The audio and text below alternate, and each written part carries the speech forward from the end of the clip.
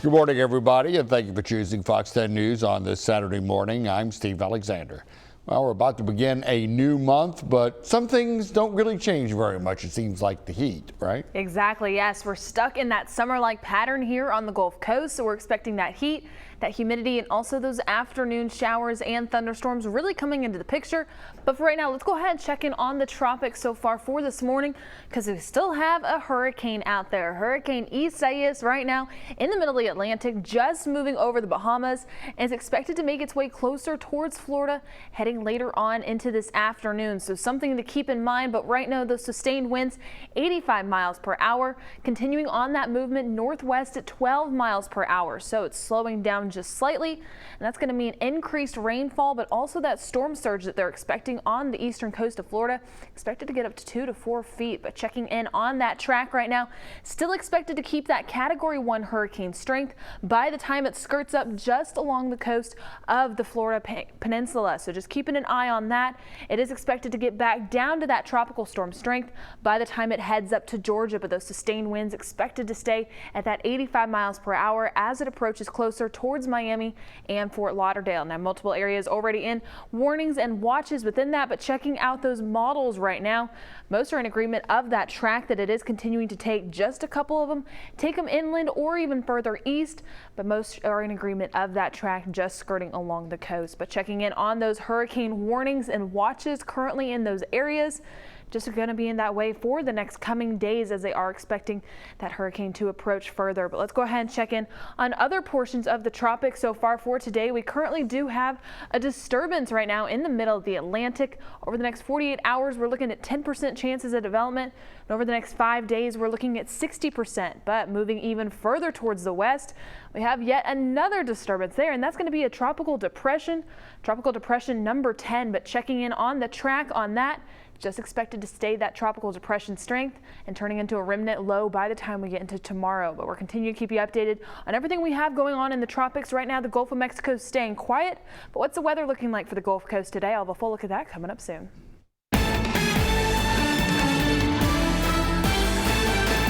We're following some breaking news overnight out of Mobile. Authorities are investigating a very serious accident involving an overturned vehicle. It was on I-65 at exit 3 right at Airport Boulevard. It caused traffic to remain at a virtual standstill for over an hour early this morning. Now, this is a developing story. We're asking for more information from authorities, try to find out about injuries. We'll continue to bring you updates both on air and online as we get them.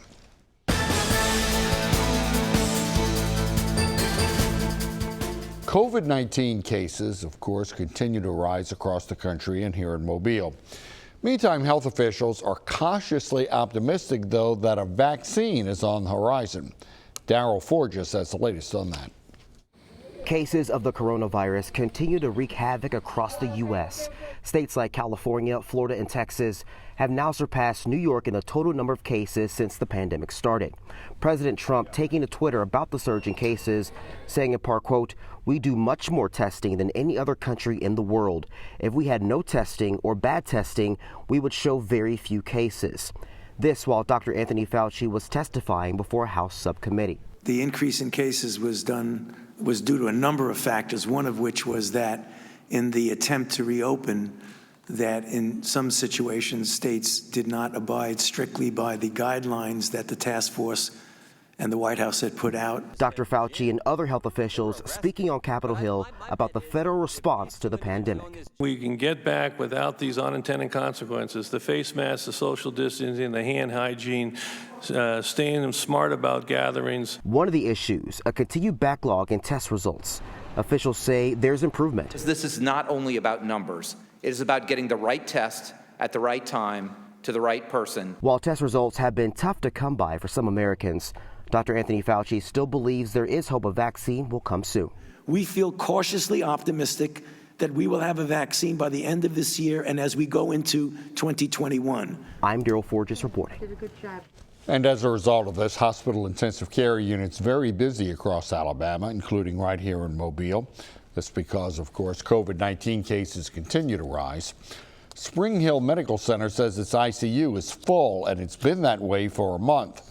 The Alabama Hospital Association says there were just 28 ICU beds open as of Thursday between all of the hospitals in the port city. And that meant less than 15% of all ICU beds were available here in Mobile. Statewide, just 14% of ICU beds are open. The Hospital Association says about a third of the beds are occupied with COVID patients. The rest are those with heart attacks, strokes, or other illnesses. Right now, I don't have any reason to be optimistic that it's suddenly going to turn for the best. And then that sets us up for a very bad August with schooling. Now, if needed, hospitals do have the ability to expand their ICU capacity, like at Spring Hill Medical Center. But of course, there's only so much space. We reached out to the 4 major Mobile hospitals asking for specific numbers. Spring Hill Medical Center was the only one that gave us that.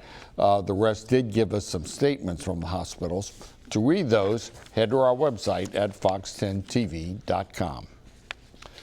Bay Point Hospital, which is a children's psychiatric hospital, is also dealing with the COVID-19 outbreak. It involves more than 36 patients and staff members. Now, according to AltaPoint, which owns Bay Point Hospital, 24 patients and 15 staff members have tested positive for the virus. Patients have been moved to an isolated unit in the psychiatric hospital for treatment, and employees who tested positive have been sent home to quarantine. AltaPoint says that they have taken precautions to limit the spread of the virus, including disinfecting multiple times a day.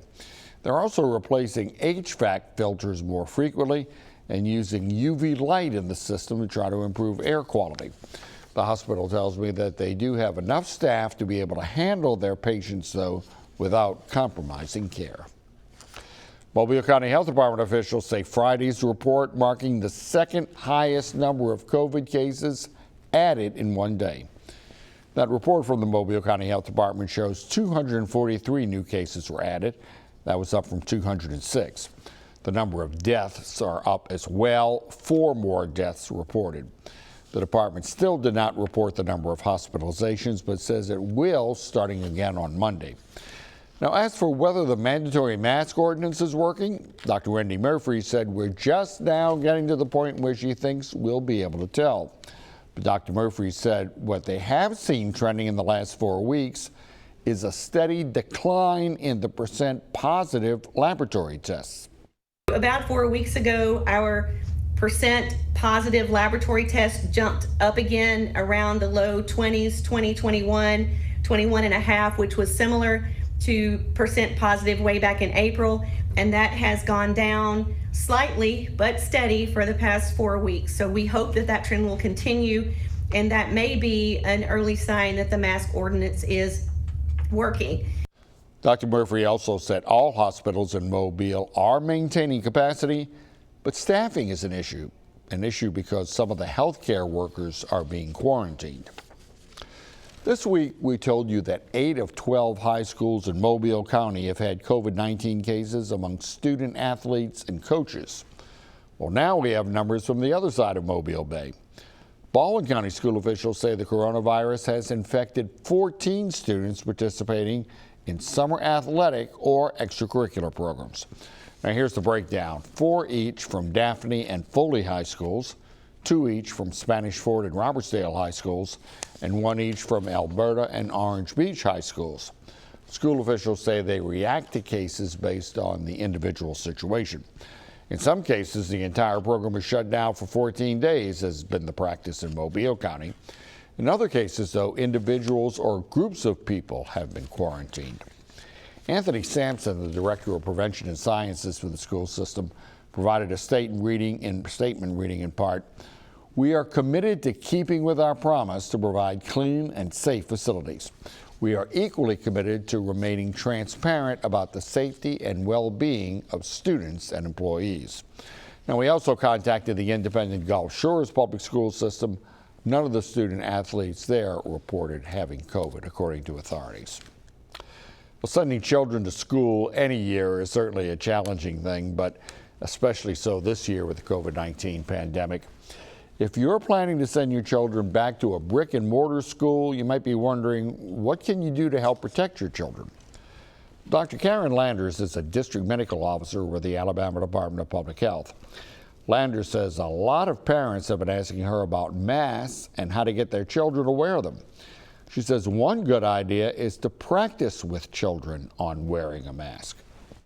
I actually have some little stuffed animals. I, show children how to put a mask on the stuffed animal, and then they practice doing that and look in a mirror at themselves wearing a mask, and something that's a mask that maybe represents a cartoon character or a favorite color.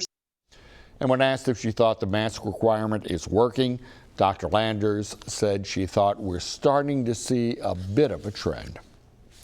Well, school districts consider a return to classroom learning. Education experts say 2 at-risk groups should be prioritized. Fox's Greg Grugan explains. As Texas schools ponder the phased-in return of in-person classroom instruction, experts insist a pair of at-risk student populations should be at the very top of that list: the youngest learners and those with special needs. While online learning is not working for most kids, it's especially not working for our youngest kids, pre-K, K, 1, 2, and 3. These are the kids that are going to really have severe after effects from not going to school. Dr. Bob Sanborn of Children at Risk says leaving K through 2 kids online for a full year will cripple the ability of many students to remain on grade level. These are foundations that we're building here, and when you go for a year without these foundational tools, what we're saying is we're really leaving these kids behind. For the special needs population, is already behind the 8 ball. Well-known special ed advocate Lou Geigerman says in the months since instruction moved online, parents of disabled students report exponential loss of learning. Not having that face-to-face instruction just doesn't allow them to get the material. He's urging ISDs to welcome special ed kids back sooner rather than later to classrooms staffed with additional teachers. The alternative, he contends, will put years of student progress in jeopardy. They may never recoup what the losses that they had in regression. That's the real fear. Bottom line, whether it's K through 2 or special ed, limiting the educational damage of this pandemic is largely dependent upon a rapid return to the classroom. And the Food and Drug Administration is now authorizing 2 new forms of coronavirus tests. Like some previous tests, they look for antibodies that indicate a person has been infected at some point. Now, the Food and Drug Administration also looking into that, but they go a step further to try to measure the quantity of these antibodies. They assume that people can get COVID-19 again. Antibody tests are also not the same as tests that determine whether a person is currently infected.